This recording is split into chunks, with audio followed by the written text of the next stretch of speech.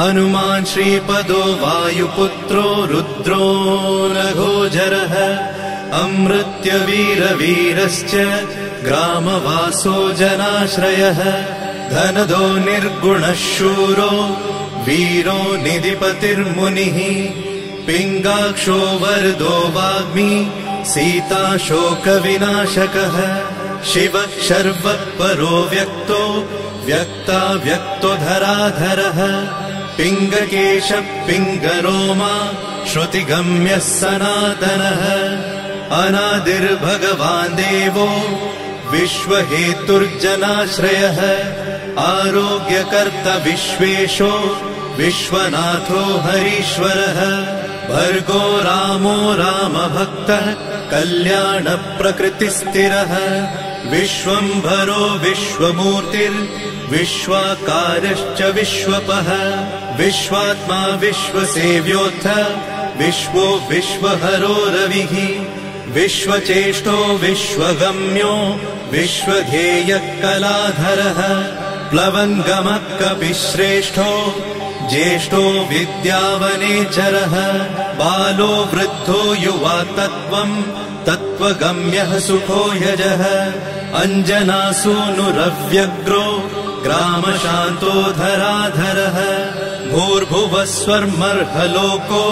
जनो लोकस्तपो व्ययः सत्यमोकारगम्यश्च प्रणवो व्यापकोमलः शिवो धर्मप्रतिष्ठाता रामेष्ठफल्गुणप्रियः गोष्पदीकृतवाराशि पूर्णकामोधरापतिः रक्षोघ्नपुण्डरीकाक्ष शरणागतवत्सलः जानकी प्राणदाता च रक्षप्राणापहारकः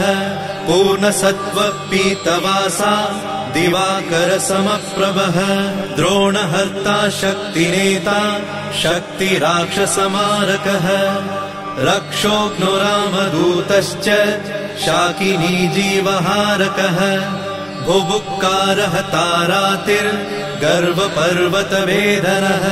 हेतुर्मान् प्रांशुबीजम् च विश्वभर्ता जगद्गुरुः जगत्त्राता जगन्नाथो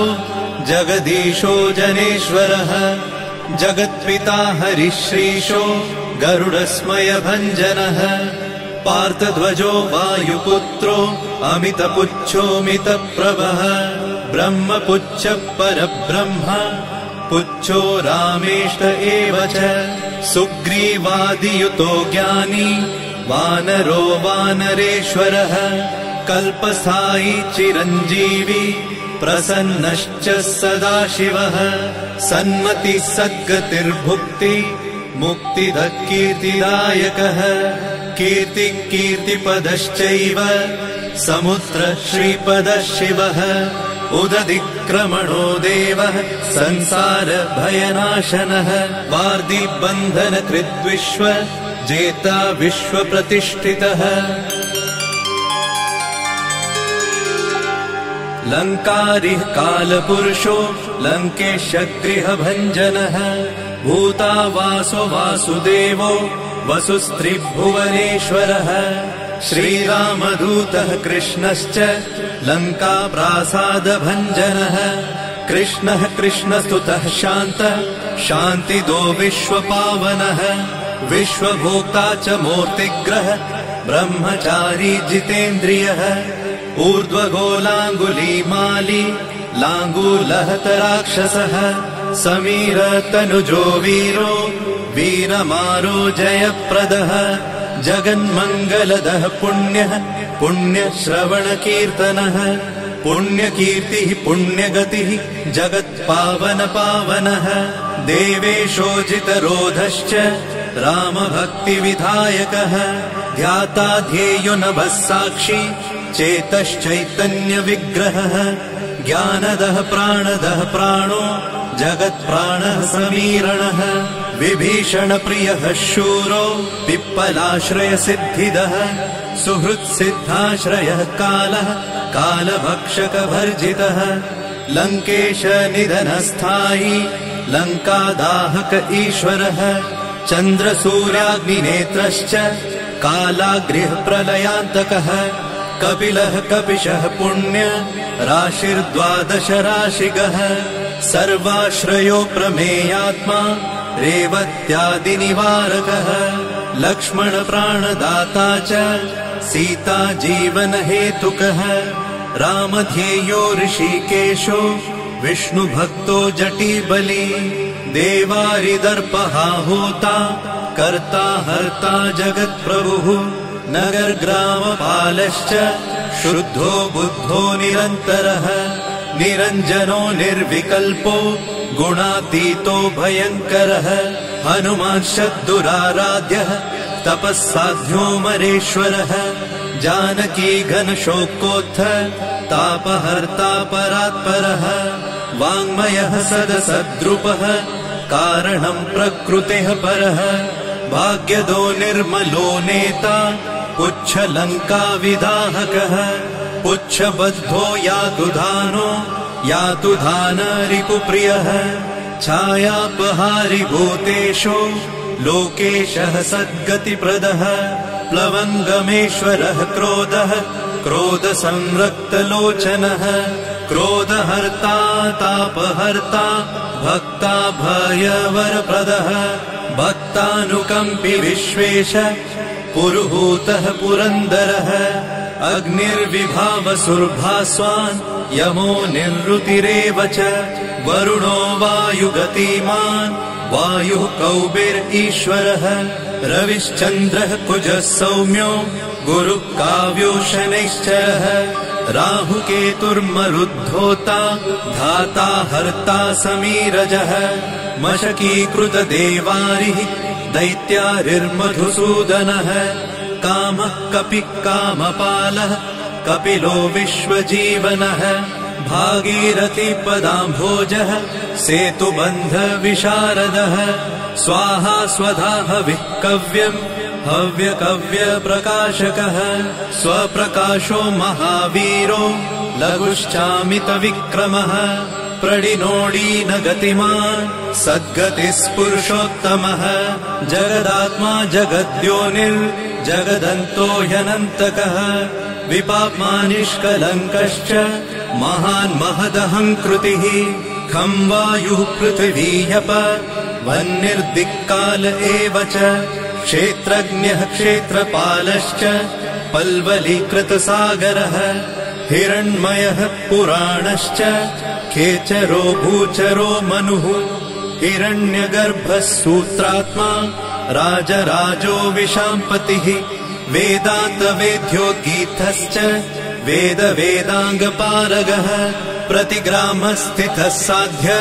स्फूर्तिदाता गुणाकरः नक्षत्रमालिभूतात्मा सुरभिः कल्पपादपः चिन्तामणिर्गुणनिधिः प्रजापतिर्नुत्तमः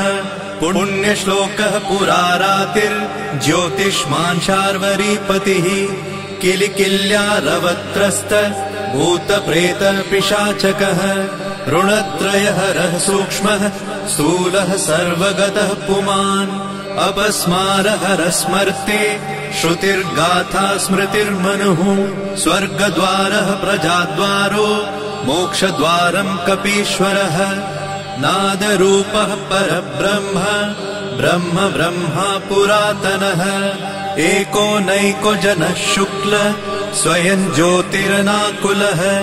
ज्योतिर्ज्योतिरनादिश्च सात्विको राजसत्तमः तमोहर्ता निरालम्बो निराकारो गुणाकरः गुणाश्रयो गुणमयो बृहत्कायो बृहद्यशाः बृहद्धनुर्बृहत्पादो बृहन्मूर्धा बृहत्स्वनः बृहत्कर्णो बृहन्न्यासो बृहन्नेत्रो बृहद्गलः बृहद्यत्नो बृहच्चेष्टो बृहत्पुच्छो बृहत्करः बृहद्गतिर्बृहत्सेव्यो बृहल्लोकफलप्रदः बृहच्छक्तिर्बृहद्वाञ्छा फलदो बृहदीश्वरः बृहल्लोकनुतो द्रष्टा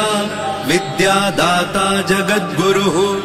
देवाचार्यः सत्यवादी ब्रह्मवादी कलाधरः सप्तपातालगामी च मलयाचल संश्रयः उत्तराशास्थितः श्रीदो दिव्यौषधवशः खगः शाखामृगः कपीन्द्रश्च पुराणः श्रुतिसञ्चरः चतुरो ब्राह्मणो योगी योगगम्यः परात्परः अनादिनिधनो व्यासो वैकुण्ठः पृथिवीपतिः पराजितो जिताराशिः सदानन्दश्च ईशिता गोपालो गोपतिर्गोप्ता कलिः कालः परात्परः मनोवेगी सदा योगी संसार भयनाशनः तत्त्वदाता च तत्त्वज्ञः तत्त्वं तत्त्वप्रकाशकः शुद्धो बुद्धो नित्ययुक्तो युक्ताकारो जयप्रदः प्रलयोमितमायश्च मायातीतो विमत्सरः माया निर्जितरक्षश्च माया निर्मितविश्वपः मायाश्रयश्च निर्लेपो माया निर्वञ्चकसुखः सुखी सुखप्रदो नागो महेश कृतसंस्तवः महेश्वरः सत्यसन्धः शरभः कलिपावनः रसो रसज्ञसम्मानः तपश्चक्षुश्च भैरवः घ्राणो गन्धस्पर्शनञ्च स्पर्शोऽहङ्कारमानदः नेति नेतिति गम्यश्च वैकुण्ठभजनप्रियः गिरिशो गिरिजाकान्तो दुर्वासः कविरङ्गिराः भृगुर्वसिष्ठश्च वनः तुम्बुरुर्नारदो मलः विश्वक्षेत्रम् विश्वबीजम् विश्वनेत्रश्च विश्वपः याजको यजमानश्च पावकः पितरस्तथा श्रद्धा बुद्धि क्षमा तन्द्रा मन्त्रो मन्त्रयुतस्वरः राजेन्द्रो भूपति कण्ठ माली संसारसारथिः नित्यसम्पूर्णकामश्च भक्तकामधुगुत्तमः गणपकीशपो भ्राता पिता माता च मारुतिः सहस्रशीर्षा पुरुषः सहस्राक्ष सहस्रपात् कामजित् कामदहन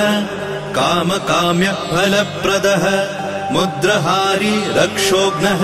क्षितिभारहरो बलः नखदंष्ट्रायुधो विष्णु भक्तो भयवरप्रदः दर्पः दर्पदो दृप्तः शतमूर्तिः अमूर्तिमान् महानिधिर्महाभोगो महाभोगो महार्थदः महाकारो महायोगी महातेजा महाद्युतिः महाकर्मा महानादो महामन्त्रो महामतिः महाशयो महोदारो महादेवात्मको विभुः रुद्रकर्मा क्रूरकर्मा रत्ननाभकृतागमः अम्भोधिलङ्घनः सिंहो नित्यो धर्मप्रमोदनः जितामित्रो जयः सामो विजयो वायुवाहनः जीवदाता सहस्रांशुः मुकुन्दो भूरि दक्षिणः सिद्धार्थसिद्धिदः सिद्ध सङ्कल्पसिद्धिहेतुकः सप्तपातालभरणः सप्तर्षिगणवन्दितः सप्ताभिलङ्घनो वीरः सप्तद्वीपोरुमण्डलः सप्ताङ्गराजसुखदः सप्तमात्र निषेवितः सप्तलोकैकमुकुटः सप्तहोतास्वराश्रयः सप्तच्छन्दोनिधि सप्त छन्द सप्तजनाश्रयः सप्तसामोपगीतश्च सप्तपातालसंश्रयः मेधाविकीर्तिदः शोक हरिदौर्भाग्यनाशनः सर्ववश्यकरो भर्गो दोषघ्नपुत्रपौत्रदः प्रतिवादी मुखस्तम्भो दुष्टचित्तप्रसादनः पराभिचारशमनो दुःखघ्नुबन्धमोक्षदः नवद्वारपुराधारो नवद्वारनिकेतनः नरनारायणस्तुत्यो नरनाथो महेश्वरः मेखली कवची खड्गी भ्राजिष्णुर्विष्णुसारथिः बहुयोजन विस्तीर्ण पुच्छ पुच्छ हतासुरः दुष्टग्रहनिहन्ता च पिशाचग्रहघातुकः बालग्रहविनाशी च धर्मो नेता कृपाकरः उग्रकृत्योग्रवेगश्च उग्रनेत्र शतक्रतुः शतमन्युस्तुतस्तुत्य महातेजो महाबलः समग्रगुणशाली च व्यग्रो रक्षो विनाशकः रक्षोघ्नहस्तु ब्रह्मेश श्रीधरो भक्तवत्सलः मेघनादो मेघरूपो मेघवृष्टिनिवारकः मेघजीवनहेतुश्च मेघश्यामो परात्मकः समीरतनयो बोधा तत्त्वविद्याविशारदः अमोघो मोघवृद्धिश्च इष्टदो निष्टनाशकः अर्थोऽनर्थापहारी च समर्थो रामसेवकः अर्ति धन्यसुरारातिः पुण्डरीकाक्ष आत्मभूः संकर्षणो विशुद्धात्मा विद्याराशि सुरेश्वरः अचलोद्धारको नित्य सेतुकृद्रामसारथिः आनन्द परमानन्दो मत्स्यकूर्मो निधिशमः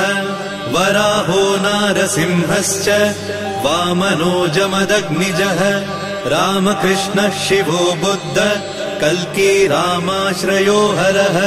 नन्दी भृङ्गी च चण्डी च गणेशो गणसेवितः कर्माध्यक्ष सुराध्यक्षो विश्रमो जगतां पतिः जगन्नाथ कपिश्रेष्ठ सर्वावास सदाश्रयः सुग्रीवादिस्तुतः शान्तः सर्वकर्मप्लवङ्गमः नखदारितरक्षश्च नखायुधविशारदः कुशलः सुदनः शेषो वासुकिस्तक्षकस्वरः स्वर्णवर्णो बलाढ्यश्च रामपूज्यो घनाशनः कैवल्यदीपकैवल्यो गरुडपन्नगो गुरुः किल्यारावहताराति गर्वपर्वतभेदनः वज्राङ्गो वज्रवेगश्च भक्तो वज्रनिवारकः नखायुधो मणिग्रीवो ज्वालामाली च भास्करः प्रौढप्रतापस्तपनो भक्ततापनिवारकः शरणं जीवनं भोक्ता नानाचेष्टो ह्यचञ्चलः सुस्वस्थोष्टास्य हा दुःख शमनः पवनात्मजः पावनः पवनः कान्तो भक्तागः सहनो बलः मेघनादरिपुर्मेघ नादसंहृतराक्षसः क्षरोक्षरो विनीतात्मा वानरेश सताङ्गतिः श्रीकण्ठ श्रीकण्ठश्च सहाय सहनायकः अस्थूलस्त्वननुर्भर्गो देव संसृतिनाशनः अध्यात्मविद्यासारश्च अध्यात्मकुशलः सुधिः अकल्मषः सत्यहेतु सत्यगः सत्यगोचरः सत्यगर्भः सत्यरूपः सत्यसत्यपराक्रमः अञ्जनाप्राणलिङ्गश्च वायुवंशोद्भवः सुधिः भद्ररूपो रुद्ररूपः सुरूपश्चित्ररूपधृत् मैनाकवन्दितः सूक्ष्म दर्शनो विजयो जयः क्रान्तदिग्मण्डलो रुद्रः प्रकटीकृतविक्रमः कम्बुकण्ठप्रसन्नात्मा हृस्वनासो वृकोदरः लम्बोष्टकुण्डलिचित्र मालियोगविदाम्बरः विपश्चित्कविरानन्द विग्रहोऽनन्यशासनः फल्गुनीसूनुरव्यग्रो योगात्मा योगतत्परः योगवेद्यो योगकर्ता योगयोनिर्दिगम्बरः अकारादिक्षकारान्त वर्गनिर्मितविग्रहः उलूखलमुखः सिंह संस्तुतः परमेश्वरः श्लिष्टजङ्घः श्लिष्टजानु श्लिष्टपाणि शिखाधरः सुशर्मामितशर्मा च नारायणपरायणः जिष्णुर्भविष्णुरोचिष्णुर् ग्रसिष्णुस्थाणुरेव च हरिरुद्रानुकृद्वृक्ष कम्पनो भूमिकम्पनः गुणप्रवाह सूत्रात्मा वीतरागस्तुतिप्रियः नागकन्या भयध्वंसी रुक्मवर्णः कपालभृत अनाकुलो भवोपायो न पायो वेदपारगः अक्षरः पुरुषो लोक नाथो रक्ष प्रभुर्दृढः अष्टाङ्गयोगफलभुक सत्यसन्धः पुरुष्टतः श्मशानस्थाननिलय प्रेतविद्रावणक्षमः पञ्चाक्षरः परः पञ्च मातृको रञ्जनध्वजः योगिनी वृन्दवन्द्यश्च शत्रुघ्नोऽनन्तविक्रमः ब्रह्मचारीन्द्रियरिपुर्धृतदण्डो दशात्मकः अप्रपञ्चः सदाचार शूरसेनविदारकः वृद्धप्रमोदश्चानन्द सप्तजिह्वापतिर्धरः नवद्वारपुराधार प्रत्यग्रसामगायकः षट्चक्रधाम स्वर्लोको भयहृन्मानदो मदः सर्ववश्यकरः शक्तिर्नेता चानन्तमङ्गलः अष्टमूर्तिर्धरो नेता विरूपस्वरसुन्दरः धूमकेतुर्महाकेतु सत्यकेतुर्महारथः नन्दिप्रियः स्वतन्त्रश्च मेखली समरप्रियः लोहाङ्ग सर्वविद्धन्वि षट्कलः शर्व ईश्वरः फलभुक्फलहस्तश्च सर्वकर्मफलप्रदः धर्माध्यक्षो धर्मफलो धर्मो धर्मप्रदोऽर्थदः पञ्चविंशतितत्त्वज्ञ स्तारक ब्रह्म तत्परः त्रिमार्गवसतिर्भीमः सर्वदुःखनिबर्हणः ऊर्जस्वान्निर्गलः शूली मालिगर्भो निशाचरः रक्ताम्बरधरो रक्तो रक्तमाला विभूषणः वरमाली शुभाङ्गश्च श्वेतश्वेताम्बरो युवा जयो जय परिवारः सहस्रवदनः कविः शाकिनी डाकिनी यक्ष रक्षो भूतौघभञ्जनः सद्यो जातः कामगतिर्ज्ञानमूर्तिर्यशस्करः शम्भुतेजा सार्वभौमो विष्णुभक्तप्लवङ्गमः चतुर्नवतिमन्त्रज्ञ पौलस्त्यबलदर्पः सर्वलक्ष्मीप्रदः श्रीमान् अङ्गदप्रिय ईडितः स्मृतिर्बीजम् सुरेशानः संसारभयनाशनः उत्तमः श्रीपरिवार श्रीभूदुर्गा च कामदृक् सदा गतिर्मातरिष्वा रामपादाब्जषट्पदः नीलप्रियो नीलवर्णो नीलवर्णप्रियः सुहृत् रामदूतो लोकबन्धु रन्तरात्मा मनोरमः श्रीरामध्यानकृद्वीरः सदा किं पुरुषस्तुतः रामकार्यान्तरङ्गश्च शुद्धिर्गतिरनामयः पुण्यश्लोकपरानन्द परेश प्रियसारथिः लोकस्वामी मुक्तिदाता सर्वकारणकारणः महाबलो महावीरः पारावारगतिर्गुरुः समस्तलोकसाक्षी च समस्तसुरवन्दितः सीता समेत श्रीराम पादसेवाधुरन्धरः इति श्री आञ्जनेय सहस्रनाम स्तोत्रम् सम्पूर्णम्।